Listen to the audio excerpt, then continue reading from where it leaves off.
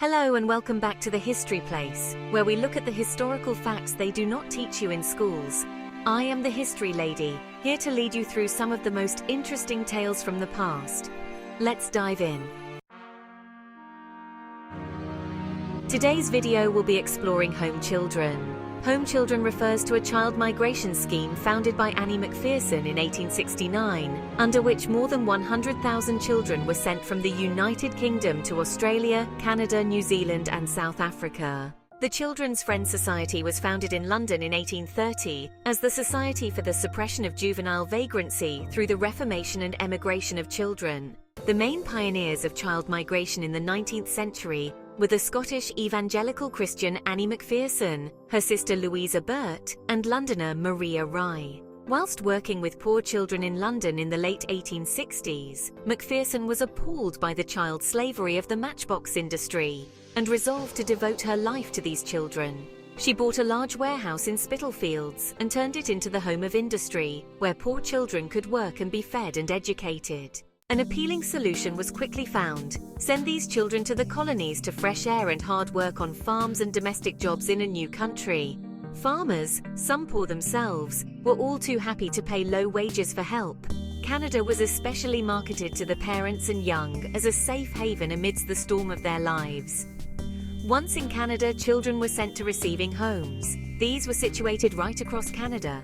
Farmers or households were required to apply for children. There were 7 applicants for every child. This is where the system began to break down. Siblings were separated upon their arrival here, and though some of the farmers genuinely cared for the children, many just saw them as cheap labor. Others submitted them to abuse of a horrific nature.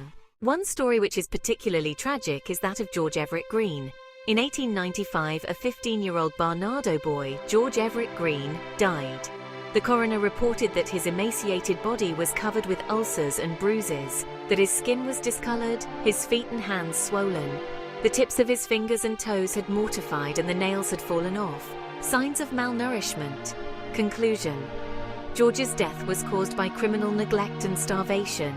Helen Findlay, a single female farmer, was arrested on suspicion of murder, a charge later reduced to manslaughter. Findlay, far from becoming the substitute mother George had hoped for when he left England, didn't summon a doctor when he became sick. When George showed signs of illness and fatigue, she banished him from the filthy house to sleep in an even filthier place, with the pigs. A neighbour testified that Findlay told him, "I wish the brute would either die or get better." Miss Findlay said she meant nothing sinister by those words. Several witnesses testified they observed her beating George. In her defense, Miss Findlay said of George, "His physical condition was puny, his intellect simple, and he couldn't remember anything," implying she had good reason to beat the boy. In the Owen Sound courtroom, Findlay's defense argued that she could not have whipped and regularly beaten George. If she had, a boy the age and size of George would have defended himself and turned on his persecutor, they said.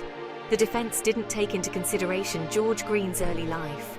Before becoming a ward of Dr. Barnardo's homes, George was beaten, abused and neglected by his alcoholic mother. She had programmed him to accept physical torment. The Crown said that as the only adult connection he had in Canada, Findlay held young George's life in her hands. He expected kindness and deserved humane treatment from her. He received neither. Dr. Thomas Barnardo disputed Findlay's claims that George was substandard. He declared that before he sailed for Canada, George was examined by 2 doctors and declared fit. He was a healthy and intelligent boy with no signs of feebleness, Barnardo wrote. Findlay also suggested that George had become sick after falling backwards over a stair railing. The coroner testified that it was impossible for the fall to have caused his injuries or led to his death.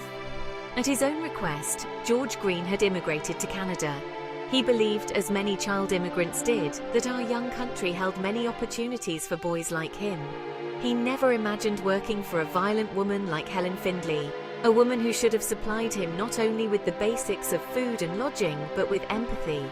The court found that when George became too sick to stand, Findlay left him lying on a mattress soiled with excrement for 10 days until he finally died.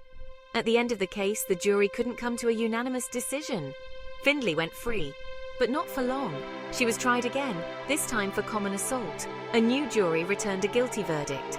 Miss Findlay was sentenced to 1 year in the Ontario Reformatory for females in Owen Sound, a short sentence for causing the death of George Green. George was buried without ceremony at the Big Bay Cemetery. For more than a century, his grave remained unmarked. Then, on June 15, 2013, with money raised from donations, a stone was purchased and a service held to mourn the life of a teenager who came to Canada with a hopeful heart. Red Leader, the man who conducted George's memorial service, said, "May this stone engraved with the name George Green be forever a symbol of a society pledged to uphold the ever-demanding cause of justice, fairness and opportunity to live in peace, always seeking the well-being of every citizen of this beloved country, Canada." George Green didn't find a home in Canada. Instead, he experienced hatred and violence that ultimately led to his death, a mere 7 months after his arrival in Canada.